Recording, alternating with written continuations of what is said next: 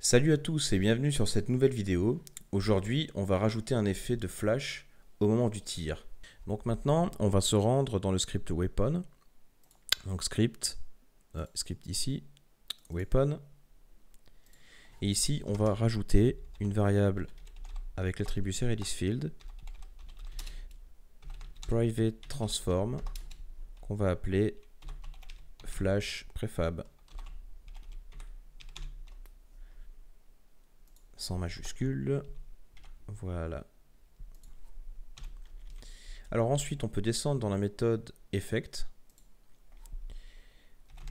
On va donc définir un transform qu'on va appeler clone. Donc ici, on va faire exactement le même principe que pour les bullets juste ici au-dessus. Sauf que là, on va stocker la variable pour pouvoir modifier par la suite sa taille. Vous allez voir, donc ici, on va faire un copier-coller de l'instantiate et juste modifier ceci par flash prefab. Alors, on va pas oublier de caster pour être certain qu'il n'y ait pas de souci. Voilà. Donc ici, on va rajouter donc une variable size qui sera égale donc à un random.range qui ira donc de 0.1 à 0.9 en n'oubliant pas les floats. On va plutôt mettre 0.6 que 0.1, ça va être un peu petit. Donc ici en fait ce que je veux faire c'est modifier la taille de notre flash. Donc sa taille qu'elle varie entre 0.6 et 0.9. Comme ça au moins à chaque tir eh bien, on n'aura pas le même flash. Du coup ça a un côté un peu plus dynamique. Donc c'est intéressant. Vous allez voir, ça va être chouette comme truc.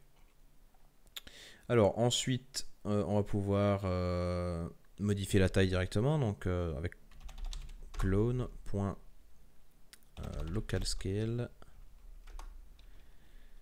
donc qui est égal à un nouveau vecteur 3 qui prendra en X size, qui prendra en Z, en Y size et en Z size aussi. Voilà, alors une fois qu'on a changé sa taille, on va pouvoir détruire le GameObject. Donc clone au bout de 0.02 secondes. Et ne pas oublier de mettre clone.GameObject. Donc ici maintenant on va pouvoir se rendre dans Unity. Et on va importer l'image qui va nous servir de flash. Alors vous ne l'avez pas. En description vous trouverez un lien méga qui vous permettra de télécharger cette image. Donc une fois que vous aurez téléchargé le dossier, vous aurez donc un muzzleflash.zip que vous ouvrez. Et ensuite vous décompressez l'image n'importe où. Choisissez quand même un dossier adéquat. Ici, moi je le mets sur le bureau simplement pour vous montrer. Donc ensuite, vous ouvrez Unity et vous glissez simplement l'image dans le dossier sprite ici. Ou bien alors, si vous avez une autre hiérarchie, vous faites comme vous voulez. Mais moi, par exemple, je le mets dans mon dossier sprite. Donc ici, une fois que l'image est importée, vous la sélectionnez. Vous allez ici dans Pivot et vous sélectionnez Left. Vous faites ensuite un Apply. Alors, une fois que vous avez modifié ceci, vous pouvez la glisser dans la scène. Donc là, vous voyez, vous avez l'image avec un fond noir, etc. Ne vous en faites pas, on l'enlèvera par la suite grâce aux manipulations que je vais vous indiquer. Alors, vous allez maintenant déplacer MuzzleFlash dans Firepoint. Et vous allez lui donner une position de 0 et 0. Donc là, comme ça, au moins, elle est bien centrée au milieu de notre Firepoint. Comme ça, on va pouvoir faire nos manipulations aisément. Alors, donc justement maintenant, pour enlever ce fond noir, on va aller dans Matériel. Et vous voyez qu'il est déjà créé ici, parce que c'est dans mes tests, donc on va le refaire ensemble. Donc vous faites un clic droit, Create Matériel. Et ensuite, on va l'appeler Flash matériel. Voilà. Alors ensuite, vous sélectionnez Muzzle Flash et vous déplacez dans matériel. Donc ici, il disparaît, c'est tout à fait normal. Donc le shader, on va sélectionner un shader de type particule additive. Donc là, vous voyez qu'il est réapparu sans le fond noir. Donc on peut le dérouler et on va pouvoir sélectionner une couleur. Donc vous voyez, on va pouvoir lui donner la couleur que l'on veut à notre flash. Alors moi, par exemple, je vais le mettre dans les orangés. Quelque chose d'assez clair quand même. Voilà, je pense que là c'est une bonne teinte. Alors ça vous faites comme vous voulez, hein, si vous voulez quelque chose de plus rouge, de plus vert, n'importe quoi, vous faites ce que vous voulez. Moi ici je donne une couleur un peu orangée, donc voilà. Libre à vous de faire comme vous voulez.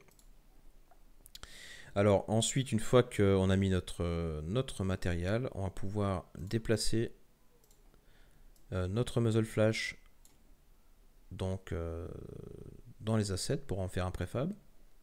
Donc on va pouvoir supprimer ceci.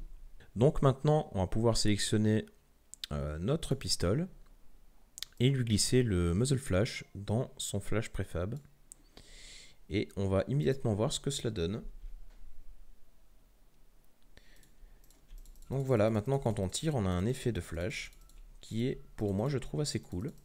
Donc vous pouvez voir qu'on a des tailles différentes à chaque lancer. Bon, elles sont légères parce qu'on n'a pas mis des tailles vraiment dans les randoms vraiment importantes. Donc du coup, c'est pas, on voit pas la différence super fort, mais on la voit quand même. Ça fait un peu plus réaliste. Et honnêtement, je trouve que ça donne vraiment un effet assez cool. Donc voilà, c'est tout pour aujourd'hui. J'espère que la vidéo vous a plu. Dans la prochaine vidéo, on va s'attarder sur la vie des personnages, enfin du personnage, parce que le personnage aura donc des ennemis. Comme vous pouvez vous en douter, il a un flingue, on tire des balles, et donc forcément il aura une barre de vie. Donc dans la prochaine vidéo, c'est ça qu'on va faire. Alors, je suis en train de concevoir un site internet communautaire, donc qui vous permettra de discuter de problèmes que vous avez via la création de jeux vidéo, poster vos créations, etc. sur un forum. Et je vais intégrer aussi une fonctionnalité de vote où je proposerai divers sujets de vidéo. Et le sujet qui remportera le plus de votes, eh bien, je tournerai une vidéo sur ce sujet. Alors, voilà, donc merci en tout cas d'avoir regardé la vidéo. Si la vidéo vous a plu, n'hésitez pas à l'aimer et à la partager. Et dites-moi ce que vous en pensez dans les commentaires du fait que je suis en train de faire un site internet pour que vous puissiez voter pour des sujets. Voilà, merci en tout cas. Salut tout le monde.